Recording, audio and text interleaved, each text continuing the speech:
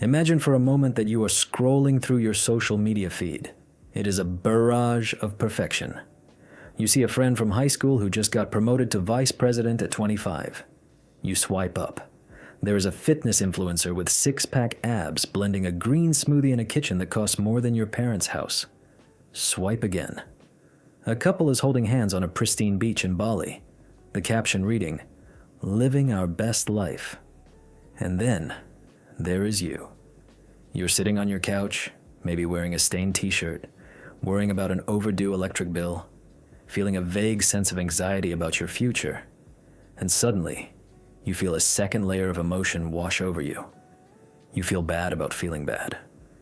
You look at these images of perfect happiness and endless positivity, and you think, what is wrong with me? Why aren't I that happy? Why isn't my life that amazing? We live in an era that constantly preaches the gospel of more. Be happier, be healthier, be the best, be extraordinary. But what if this relentless pursuit of the positive is actually the cause of your unhappiness? What if the key to a good life isn't standing in front of the mirror repeating affirmations, but rather learning how to look your pain in the eye and say, I am okay with this? Welcome to Books to Action, where we turn pages into wisdom. Today, we are not going to talk about how to achieve your dreams or how to become a millionaire overnight. We are going to dive into a book that grabs you by the shoulders and shakes you awake.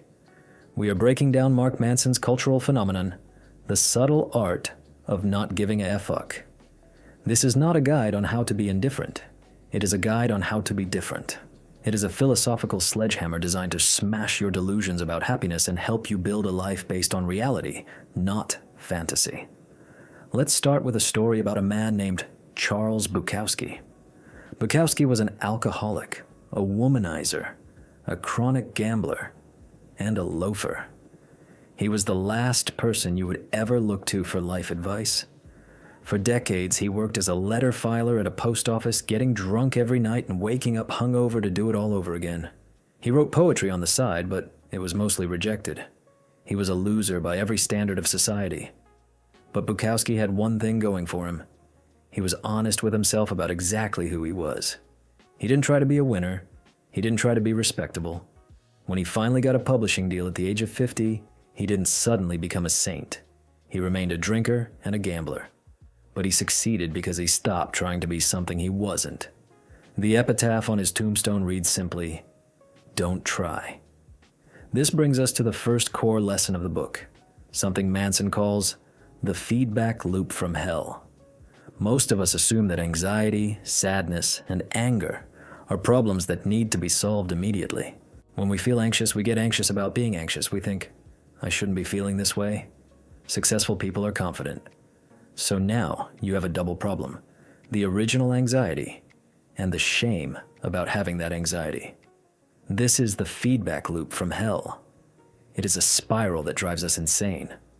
Society tells us that a good life is a life without negative experiences. But Manson introduces a philosophical concept known as the backwards law, originating from the philosopher Alan Watts. The idea is this.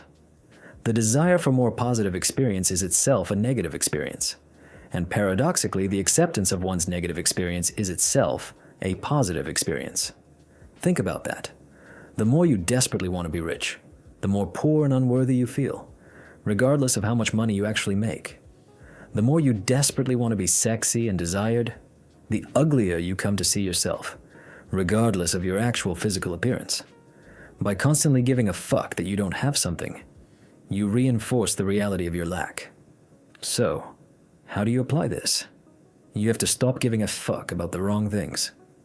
This doesn't mean you don't care about anything. It means you stop caring about the fact that you are struggling. You stop caring that you are not exceptional every second of the day. You say to yourself, okay, I feel like garbage today. That's fine. I'm just going to feel like garbage and do what I need to do anyway. When you stop fearing the pain loses its power. You short-circuit the feedback loop from hell. This leads us directly into the second major concept. The struggle is the destination. Everyone wants the result. Everyone wants the gold medal, the corner office, the perfect relationship, the financial freedom. If I asked you, what do you want out of life? You would probably say, I want to be happy and have a nice family and a job I like. That is a boring answer because everyone wants that.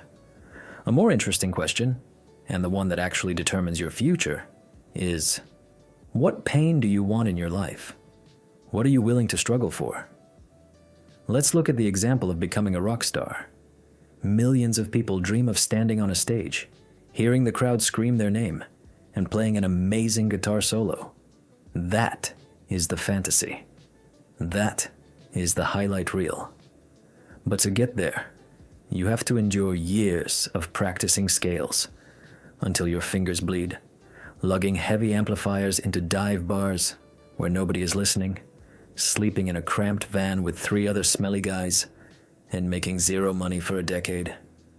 If you want the concert but you don't want the practice, you don't actually want to be a rock star. You just want the image of it. Mark Manson argues that happiness requires struggle. It grows from problems. Happiness isn't an algorithm you solve, it's an action. It's the act of solving problems.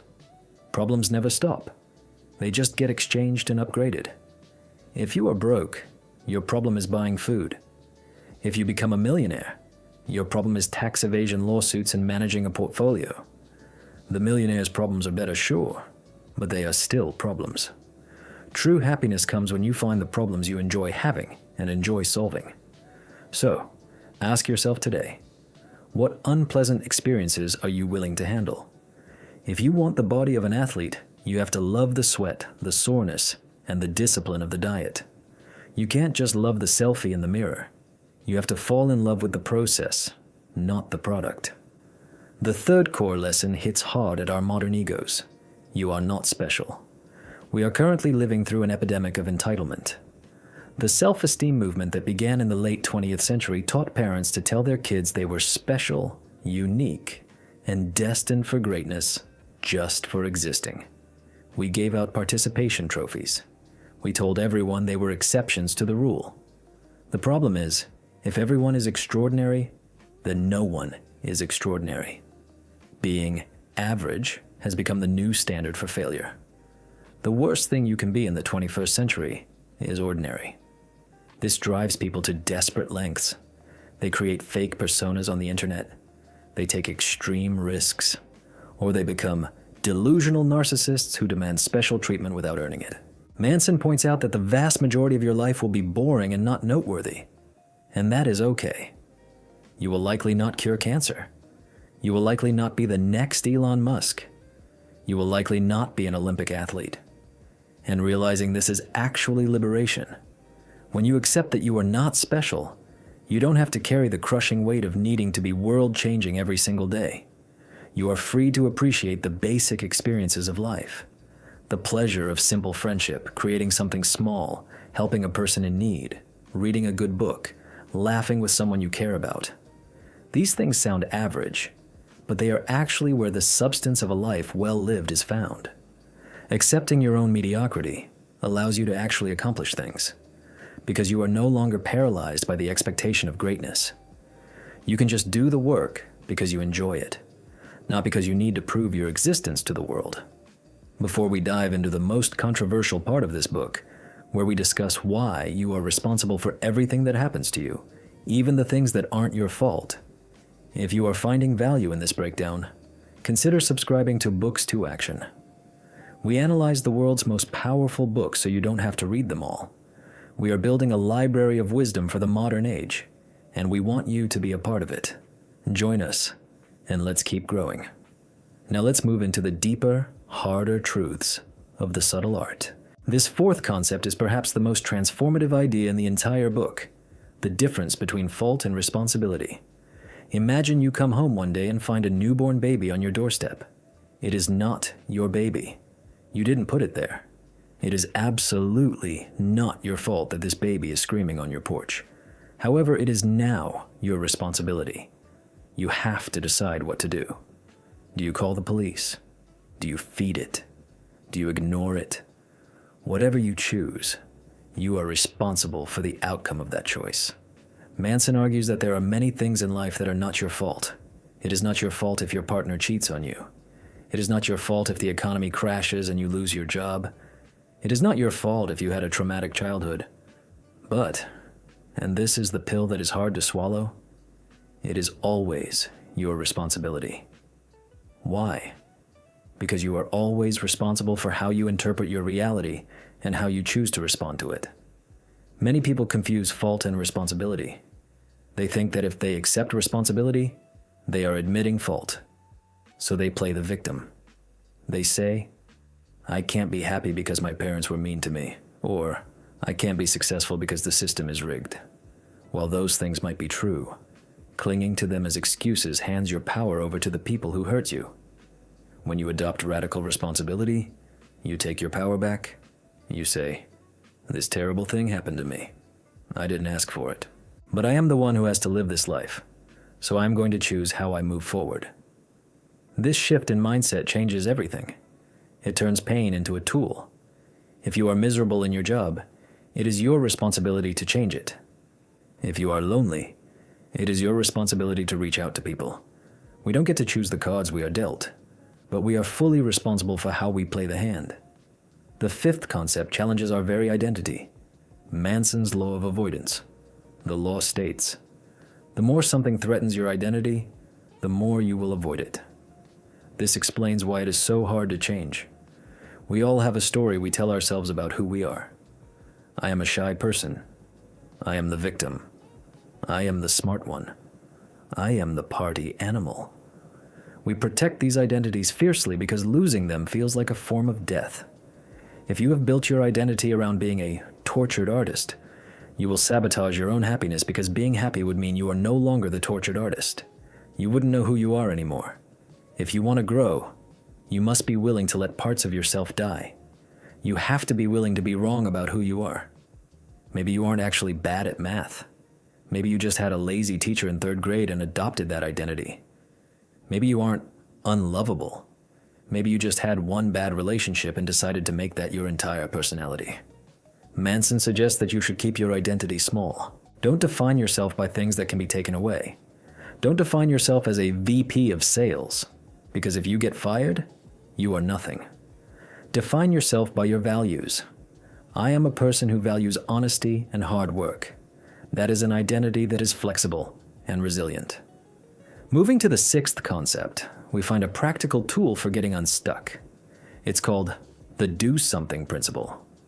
Most people think motivation works like this. Emotional inspiration leads to motivation, which leads to desirable action.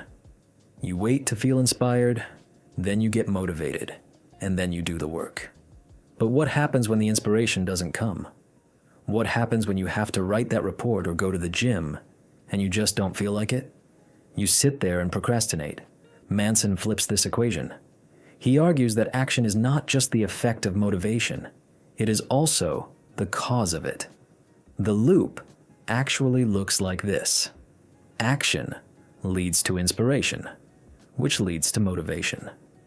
If you lack the motivation to make an important change in your life, do something, anything, really, and then harness the reaction to that action as a way to begin motivating yourself.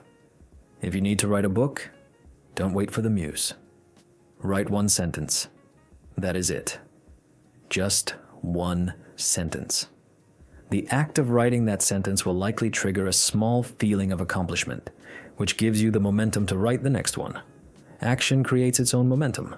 You don't need to feel good to act. You need to act to feel good. Finally, we arrive at the most profound and somber lesson of the book, the value of thinking about death. In the ancient world, the Stoics had a practice called memento mori, remember that you will die. In our modern world, we hide death. We sanitize it, put it in hospitals, and pretend it isn't coming. We distract ourselves with endless entertainment and trivial drama to avoid the terrifying reality that our time is limited. But Manson argues that death is the only thing that gives life meaning. Without a deadline, nothing would matter. If you lived forever, there would be no urgency to tell someone you love them, no urgency to pursue your passion, no reason to forgive. Becker, an anthropologist Manson cites, believed that all human civilization is essentially a hero project designed to deny our mortality. We build skyscrapers, write books, and conquer nations just to feel like we will last forever. But instead of fearing death, we can use it as a compass. When you are worried about what your coworkers think of your new haircut, or you are stressing about a rude comment on the internet, ask yourself, in the face of my inevitable death, does this actually matter? Almost always, the answer is no. Death strips away the bulls. It clarifies what is important. It highlights your true values. If you had 1 year left to live, would you spend it arguing with strangers on Facebook? Would you spend it doing a job you hate to impress people you don't like? Thinking about death forces you to choose your values wisely. It forces you to give a fuck only about the things that are truly vital: vulnerability, love, integrity, and community. This book, despite its abrasive title, is really a book about values. It asks you to audit your life. You have a limited amount of fucks to give, a limited amount of energy and time. If you give them away to traffic jams, annoying neighbors, and celebrity gossip, you will have nothing left for the things that sustain you. To summarize the main takeaway in one powerful sentence, a happy life is not about having no problems, but about having better problems and accepting the responsibility to solve them. You have the power to choose what matters to you. You have the power to choose how you measure your worth. You can choose to measure yourself by the number of likes on a photo, or you can choose to measure yourself by how honest you are with the people you love. One of these metrics is fragile and dependent on others. The other is sturdy and entirely within your control. Stop trying to be positive. Stop trying to be special. Start being honest. Start solving problems. And for the love of everything, stop giving a FCK about the things that don't matter, so you can give a FSA about the things that do. If this video added value to your life, hit that subscribe button and turn on notifications so you never miss a breakdown that could change everything. Thanks for watching Books to Action.